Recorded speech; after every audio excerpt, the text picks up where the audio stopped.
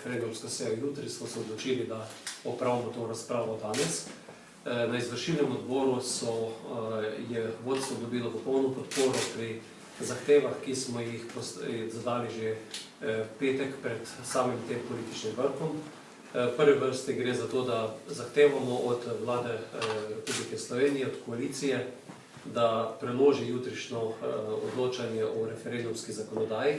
Ocenjujemo, da smo dolžni do civilne družbe, do ljudstva, to, da naredimo te korake pogovora, v katerem bomo še izmenjali stališča in na koncu tudi po tej obljubljeni 60-dnevni razpravi ocenili, ali je takšno besedilo, kot je pripravljeno, usklajeno, primerno ali ne.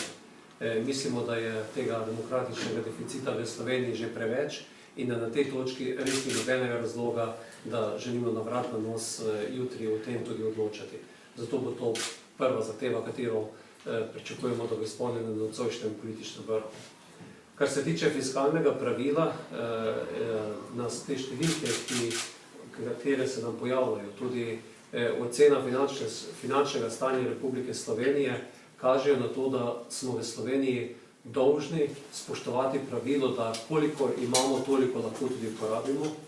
Vlada Republike Slovenije mora v ta namen tudi sprejeti zelo jasen nacionalni reformni program in program stabilnosti, v katerem bodo ti ukrepi tudi jasno zapisani s številkami, zapisani tudi z temi ukrepi, s katerimi bomo določen del prihranka naredili, kajti mislimo, da smo dobili signale v zadnjih tednih zelo jasne, da mi v nedogled s tem odlaganjem in enormnim zadolževanjem s tem ne moramo nadaljevati.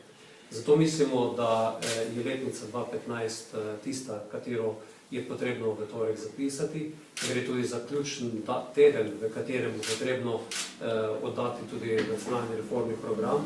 Zgroženi smo nad tem, da je bil 26. nacionalni reformni program narejen na takšen način, da iz njega praktično ne izhaja nobene številke, nobenega ukrepa.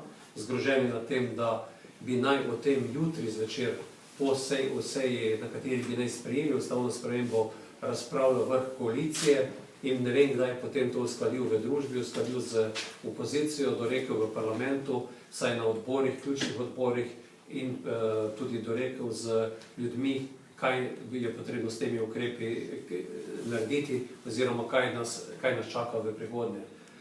Prav tako želimo zelo jasno vprašati predsednico vlade, kam bo šlo te slabe 3 milijarde evrov, ki si jih je finančni minister pred kratkim pregrešno drago zadolžil v Ameriki. Ne vidimo pravega razloga, zakaj smo morali to narediti na vrat na nos pred samo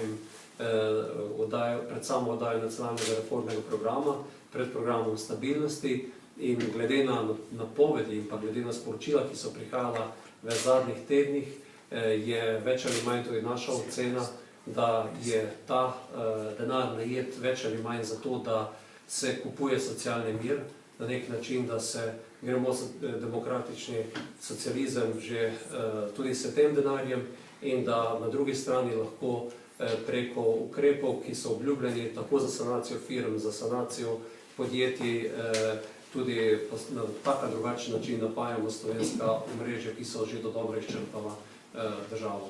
Ocenjujemo, da je situacija zelo resna in da je takšno po svoje neresno, neodgovorno obnašanje vlade zaskrbljujoče in bojimo se, da vekolikor se ne bo začelo z resnim odgovornim ukrepanjem, da bo v našem imenu to storil nekdo drug.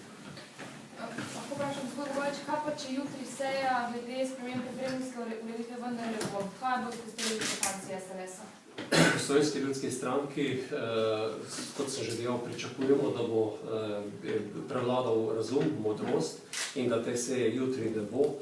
Vekolikor ta seja bo, mi pri odločanju ne mislimo sodelovati. Gospod Bogovič, politika se že vsaj 15 let ukvarja s to referendumsko zakonodajo.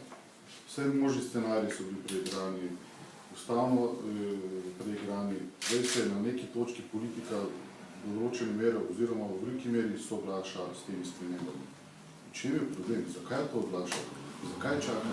Zakaj tega enostavno ne sprejmete? To vi kot politik, ki ste veliko hodili v Bruselj, in to je eden izmed ključnih pomislekov oziroma priporočil v Bruslju, v Evropski komisiji, da se to vprašanje končno reši.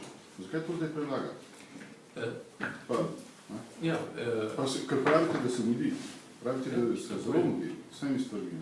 To je ena izmed pomembnejših zadev v tem paketu. Pravilno ugotovitev. Nam se v tednu, ki je pred nami, zelo mudi sprejeti finančni paket. To je teden, ko je potrebno 9.